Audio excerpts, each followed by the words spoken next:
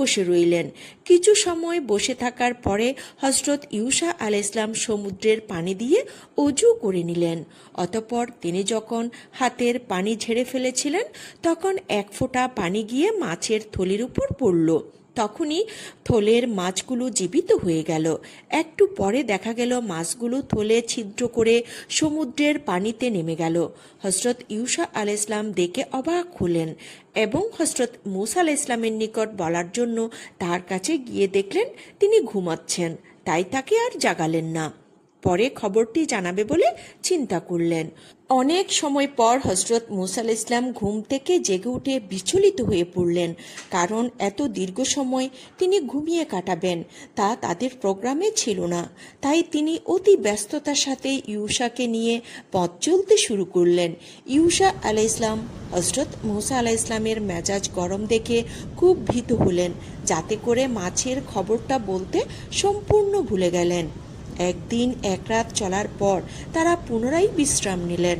তখন হজরত মূসা আলাইহিসসালাম ইউসাকে বললেন, আমার খুব ক্ষুধা পেয়েছে, মাছের থলেটা বের করো, কিছু মাছ খেয়ে নেই।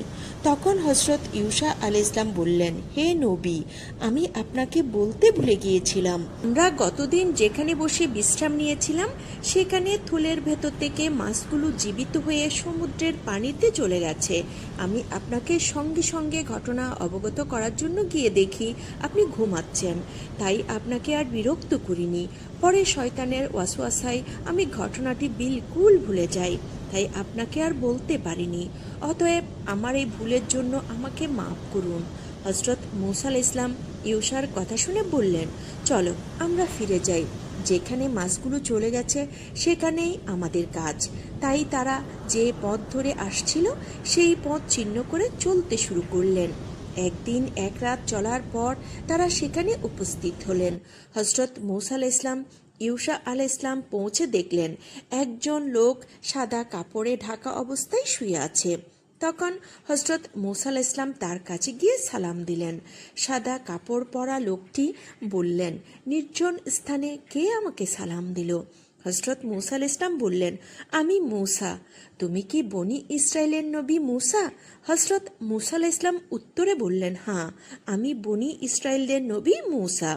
তখন তিনি বললেন, ওয়ালাইকুম আসসালাম, আমি খিজির আলাইহিসসালাম। আপনি আমার নিকট কেন এসেছেন? আল্লাহ তাআলা আপনাকে যে জ্ঞান দান করেছে তা আমাকে দান করেননি, অতএব আমি আপনার জ্ঞান থেকে কিছু হাসিল করার জন্য আল্লাহ আপনার নিকট আমাকে প্রেরণ করেছেন। খিজির আলাইহিসসালাম তখন বললেন, আল্লাহ যে জ্ঞান